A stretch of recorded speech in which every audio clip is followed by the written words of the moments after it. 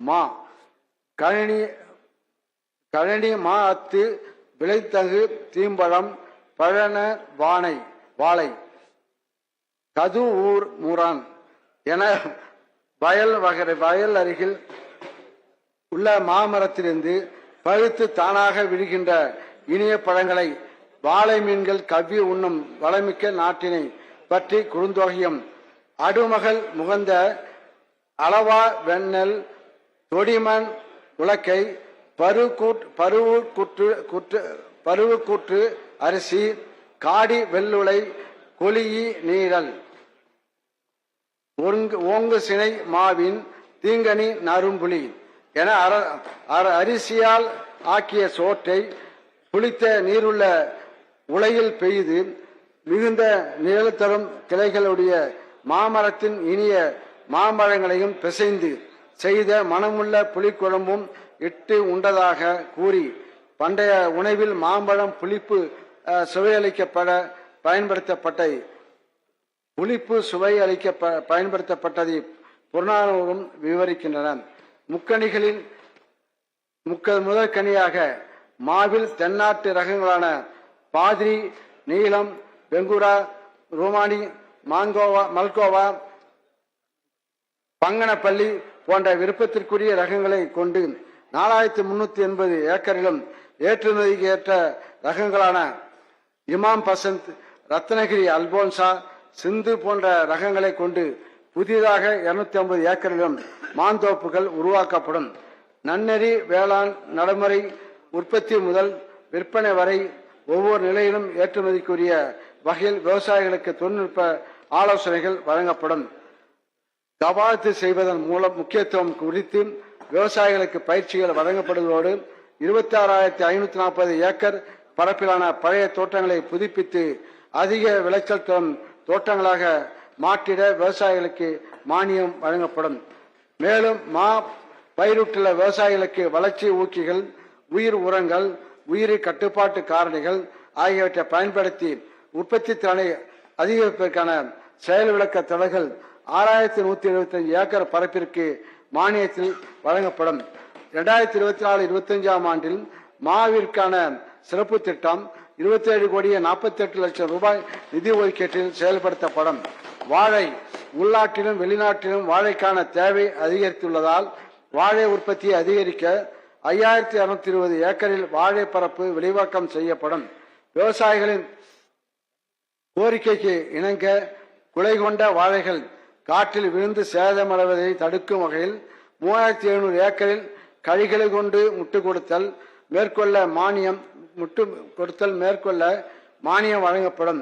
சேதம் கரைகளற்ற தரமான வாழைத்தார்கள் உற்பத்தி செய்து அதிக விலை கிடைக்கப்பெறும் வகையில் வாழைத்தாய் உரைகள் 4,400 ஏக்கருக்கு வழங்கப்படும். 2024-25 ஆண்டில் வாழைக்கான சிறப்பு திட்டம் 12,73,00,000 ரூபாய் ஒன்றிய மாநில அரசு நிதி ஒதுக்கீட்டில் செயல்படுத்தப்படும். பலா 2023-24 ஆண்டில் 1,850 ஏக்கர் பரப்பில் செயல்படுத்தப்பட்டதன் தொடர்ச்சியாக 2024-25 ஆண்டிலும் பலாவில் உள்ளூர் ரகங்கள் 620 ஏக்கரிலும் புதிய ரகங்கள் 620 ஏக்கரிலும் பரப்பு விரிவாக்கம் செய்யவும், பலா விவசாயிகளுக்கு ஒருங்கிணைந்த உரம், பூச்சி மேலாண்மைக்கான இடுபொருள் பயிற்சிகள் வழங்கவும், பலா பதப்படுத்தும் கூடங்கள் அமைக்கவும் 1,14,00,000 ரூபாய் ஒதுக்கீடு செய்யப்படும். குளிர்மண்டல பயிர்களான பழைய தோட்டங்களை புதுப்பித்தல், கொடைக்கானலில் பயிரிடப்பட்டுள்ள பேரிக்காய், பிளம்ஸ் போன்ற குளிர்மண்டல பழப்பயிர்களின் பழைய ரகங்களை புதிய ரகங்களை கொண்டு ஒட்டுக்கட்டுதல் மூலம் புதுப்பித்து மரங்களின் மகசூலை அதிகரித்திட மானியம் வழங்கப்படும். இத்திட்டம் 370 ஏக்கர் பரப்பளவில் 30 லட்சம் ரூபாய் நிதி ஒதுக்கீட்டில் செயல்படுத்தப்படும். புதிய அரசு தோட்டக்கலை பண்ணைகள், பூங்காக்கள் அமைத்தல். முல்லை பூங்கா ஐவகை தமிழர் நிலத்திணைகளில் ஒன்றான காடும் காடு சார்ந்த இடத்தை சேர்ந்த முல்லை நிலத்தில் வாழ்ந்த தமிழ் மக்களின் வாழ்வியல் புவியியல் நிலைகளை எடுத்துக்காட்டும் விதமாக முல்லை பூங்கா கன்னியாகுமரியில் உள்ள வேலிமலையில் 2 கோடி ரூபாய் மதிப்பீட்டில் அமைக்கப்படும். மருதம் பூங்கா வயலும் வயல் சார்ந்த இடத்தை சேர்ந்த மருதநில மக்களின் வாழ்வியலையும் மரங்களையும் செடிகளையும் எடுத்துக்காட்டும் வகையில் காவேரி ஆற்றின் படுகையில் வளம் செறிந்த வயல்வெளிகள் நிறைந்த தஞ்சாவூர் மாவட்டத்தில் திருமலை சமுத்திரம் என்ற இடத்தில் 2 கோடி ரூபாய் திட்ட மதிப்பீட்டில் மருதம் பூங்கா அமைக்கப்படும். சூரிய தோட்டம். தமிழ்நாட்டை பிரபல சுற்றுலா தலமாக கன்னியாகுமரி விளங்குகிறது. கன்னியாகுமரியில் சூரிய உதய புள்ளிக்கும் மறைவு புள்ளிக்கும் இடையே ஒரு தோட்டம் அமைத்தால் அது பார்வையாளர்களை மிகவும் கவரும். இதனை கருத்தில் கொண்டு கடற்கரை அருகில் சூரிய தோட்டம் 2 கோடி ரூபாய் செலவில் அமைக்கப்படும். செம்பருத்தி நடவு செடிகள் உற்பத்தி மையம். செம்பருத்தி உணவு, அழகு சாதன பொருட்கள், மருத்துவ பொருட்கள் போன்றவை உற்பத்தி செய்ய பயன்படுகிறது. மேலும் செம்பருத்தி பூ இதழ்களிலிருந்து தயாரிக்கப்படும் தேநீர் இரத்த அழுத்தம், மன அழுத்தம், கொழுப்பு, உடல் எடை ஆகியவற்றை குறைக்க உதவுகிறது. இத்தகைய சிறப்புமிக்க செம்பருத்தியை பொதுமக்களிடம் கொண்டு செல்ல செங்கல்பட்டு மாவட்டம் ஆத்தூரில் 1 கோடி ரூபாய் செலவில் செம்பருத்தி நடவு செடிகள் உற்பத்தி மையம் அமைக்கப்படும். நடுவக்குறிச்சியில் புதிய அரசு தோட்டக்கலை பண்ணை. இன தூய்மையான தரமான நடவு செடிகளை உரிய நேரத்தில் உற்பத்தி செய்து விவசாயிகளை நியாயமான விலையில் வழங்கவும் விவசாயிகளுக்கு மாதிரி செயல் விளக்க பண்ணையாக செயல்படவும் தென்காசி மாவட்டம் சங்கரன்கோயில் வட்டம் நடுவக்குறிச்சி கிராமத்தில் 4 ஏக்கர் நிலப்பரப்பில் புதிய அரசு தோட்டக்கலை பண்ணை 1 கோடி ரூபாய் மதிப்பீட்டில் அமைக்கப்படும். ஊட்டி ரோஜா பூங்காவில் புதிய ரோஜா ரகங்களை அறிமுகம் செய்தல். உதகையில் அரசு ரோஜா பூங்காவில் பெரிய சிறிய வகை ரோஜாக்கள், கொடி ரோஜா போன்ற 4201 வகைகளை உள்ளடக்கிய 32,000 ரோஜா செடிகள் உள்ளன. இந்த உலக புகழ்பெற்ற அரசு ரோஜா பூங்காவில் ஆண்டுக்கு சராசரியாக 10 லட்சம் சுற்றுலா பயணிகள் வருகை புரிந்து அனைத்து வகையான ரோஜாக்களையும் கண்டு மகிழ்கின்றனர்.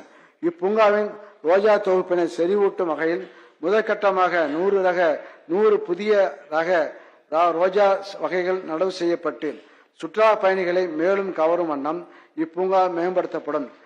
மூலிகை பயிர் சாகுபடியை ஊக்குவித்தல்.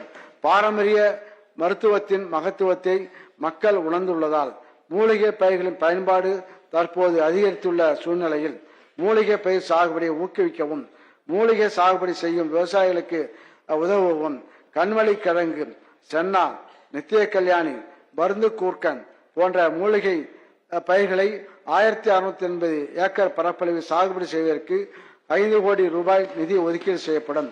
ஒருங்கிணைந்த முந்திரி வளர்ச்சி பணி திட்டம். தமிழ்நாட்டில் முந்திரி 2,07,000 ஏக்கர் பரப்பளவில் சாகுபடி செய்யப்பட்டு ஆண்டிற்கு சுமார் 43,500 மெட்ரிக் டன் முந்திரி பருப்பு உற்பத்தியாகிறது. மேலும் 4 லட்சம் மெட்ரிக் டன் அளவிற்கு முந்திரி பதப்படுத்தும் வசதிகள் இருந்தும் அதற்கான மூலப்பொருளான முந்திரி 10% மட்டுமே இங்கு உற்பத்தி செய்யப்படுகிறது. எனவே முந்திரி சாகுபடி பரப்பை அதிகரித்து உற்பத்தியை உயர்த்திட 2,36,00,000 ரூபாய் ஒதுக்கீடு செய்யப்படும். மேலும் தரமான முந்திரியை விளைவிக்க இயற்கை எரிபொருட்களை பயன்படுத்துவதன் முக்கியத்துவத்தை உணர்த்தும் வகையில் 2,470 ஏக்கர் பரப்பளவில் செயல் விளக்கு அமைத்திட 1 கோடி ரூபாய் நிதி ஒதுக்கீடு செய்யப்படும். மிளகாய் பயிர் ஊக்குவிப்பு திட்டம். கடந்த நிதிநிலை அறிக்கையில் அறிவித்தபடி 2,470 ஏக்கர் பரப்பில் சீம கருவேல மரங்களை அகற்றப்பட்டு மிளகாய் பயிரிடப்பட்டது. 2024-25 ஆண்டிலும் மிளகாய் மண்டலம் ஏற்படுத்தப்பட்ட பகுதிகளான ராமநாதபுரம், விருதுநகர், சிவகங்கை, தூத்துக்குடி மாவட்டங்களில் மிளகாய் உற்பத்தி அதிகரிக்க 1,230 ஏக்கர் பரப்பில் சீம கருவேல மரங்களை அகற்றப்பட்டு மிளகாய் சாகுபடி செய்யப்படும். மேலும் நெல் இதர தானியங்களின் அறுவடைக்கு பின் 3,700 ஏக்கர் பரப்பளவில் மிளகாய் பயிரிட ஊக்குவிக்கப்படும்.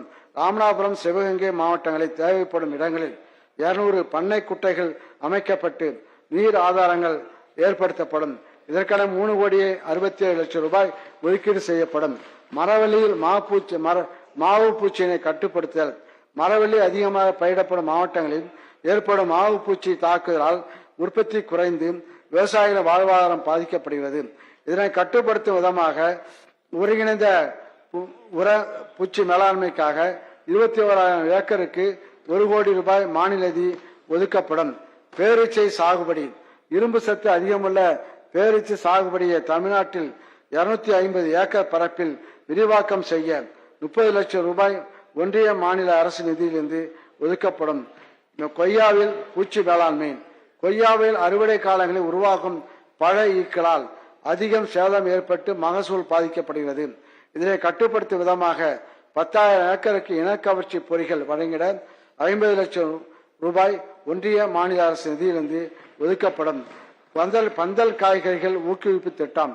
பந்தல் காய்களான பாகல், புடல், பீக்கன், சுரை போன்ற கொடி வகை காய்கறிகளின் உற்பத்தியை பெருக்கவும், உற்பத்தி திறனை மேம்படுத்தவும், தரமான விளைபொருட்களை பெறவும் உயர் தொழில்நுட்பமான நிரந்தர பந்தல் அமைப்பது இன்றியமையாதது. 2024-25 ஆண்டில் 770 ஏக்கர் பரப்பளவில் 9,40,00,000 ரூபாய் நிதி ஒதுக்கீட்டில் நிரந்தர பந்தல் அமைக்கும் திட்டம் செயல்படுத்தப்படும். பாரம்பரிய ரகங்களுக்கு முக்கியத்துவம். அன்னை ஊட்டிய அமுதனை கண்முன்னே நிறுத்தும் சிறப்புடைய பாரம்பரிய காய்கறி ரகங்களை தமிழ்நாட்டில் பல்வேறு பகுதிகளிலிருந்து மீட்டெடுத்து விவசாயிகளிடையே அந்த ரகங்களை ஊக்குவிக்கும் வகையிலும் 2,470 ஏக்கர் பரப்பு விரிவாக்கம் செய்யவும் 2 கோடி ரூபாய் நிதி ஒதுக்கீடு செய்யப்படும். அரசு தோட்டக்கலை பண்ணைகளின் நடவு செடிகள் விற்பனை மையம்.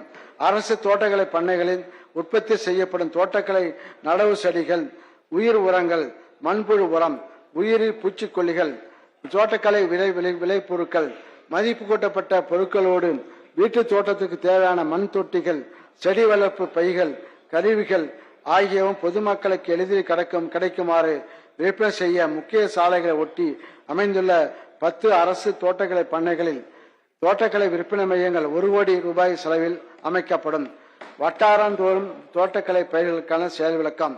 கலைஞரின் அனைத்து கிராம ஒருங்கிணைந்த வேளாண் வளர்ச்சி திட்ட வருவாய் கிராமங்களில் உள்ள விவசாயிகளை ஊக்குவிக்க வட்டாரத்திற்கு ஒரு கிராமம் தேர்ந்தெடுக்கப்பட்டு அக்கிராமத்தில் தோட்டக்கலைத்துறை மூலம் செயல்படுத்தப்படும் அனைத்து திட்டங்களின் திட்டக்கூறுகளும் ஒரு விவசாயியின் நிலத்தில் 1 ஹெக்டேர் பரப்பில் செயல்விளக்க திடலாக அமைக்கப்படும்.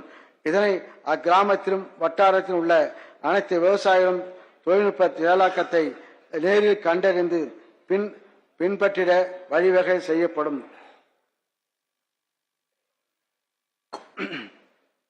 தொகுப்பு முறை சாகுபடியினை தொழில்நுட்ப ஆலோசனைகள் மூலம் வலுப்படுத்துதல். 2023-24 ஆண்டு முதல் தொகுப்பு முறை சாகுபடியினை ஊக்குவிக்கும் விதத்தில் செயல்படுத்தப்பட்டு வரும் மல்லிகை இயக்கம், பலா இயக்கம், மிளகாய் இயக்கம், கருவேப்பிலை இயக்கம் ஆகிய இயக்கங்களை வலுப்படுத்துவதற்காக நவீன தொழில்நுட்ப சாகுபடி குறித்த ஆலோசனைகள் விவசாயிகளின் தேவைக்கேற்ப தோட்டக்கலைத்துறை வல்லுநர்களால் தொடர்ந்து வழங்கப்படும். வட்டார அலுவலக தகவல் மையம் ஏற்படுத்தி விவசாயிகளுக்கு தொழில்நுட்ப ஆலோசனைகள் வழங்குதல். உற்பத்தி திறனை அதிகரிக்கக்கூடிய சாகுபடி தொழில்நுட்பங்கள், புதிய உயர் விளைச்சல் ரகங்கள், சந்தை வாய்ப்புகள், அதற்குரிய அரசு திட்டங்கள் குறித்த தகவல்கள் விவசாயிகளுக்கு எளிதாக கிடைத்திட ஒவ்வொரு தோட்டக்கலை வட்டார அலுவலகத்திலும் தகவல் மையம் அமைக்கப்படும்.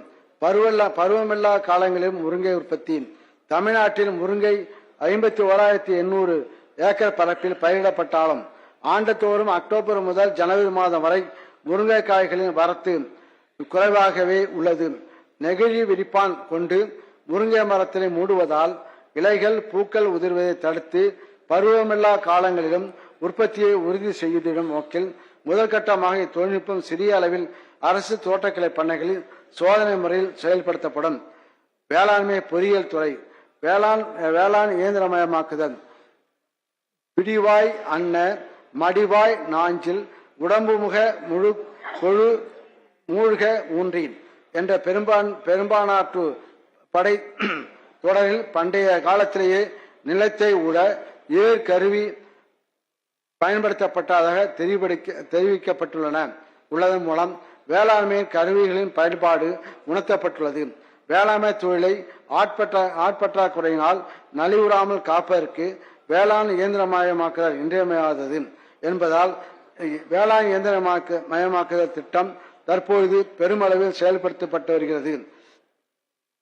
தமிழ்நாட்டில் வெவ்வேறு பகுதிகளில் விளையும் பயிர்களுக்கு ஏற்ற உழவு, நடவு, களை எடுத்தல், பயிர் மேலாண்மை அறுவடை, பயிர்க்கழிவு மேலாண்மை போன்ற பணிகளை மேற்கொள்ள பல்வேறு மாவட்ட விவசாயிகளின் கோரிக்கைகளை ஏற்று டிராக்டர், சுழல் கலப்பை, வரப்பு செதுக்கி சேறு பூசும் கருவி, நெல் நாற்று நடவு செய்யும் இயந்திரம், களை எடுக்கும் கருவி, தெளிப்பான்கள், ட்ரோன், நெல் அறுவடை இயந்திரம், பல்வகை பயிர் கதிரடிக்கும் இயந்திரம் போன்ற வேளாண் இயந்திரங்கள், கருவிகள், விளைபொருட்களை உலர வைத்து மதிப்பு கூட்டிட சூரிய கூடார உலர்த்திகள் ஆகியவை விவசாயிகள் பயனடையும் வகையில் மானியத்தில் வழங்கப்படும்.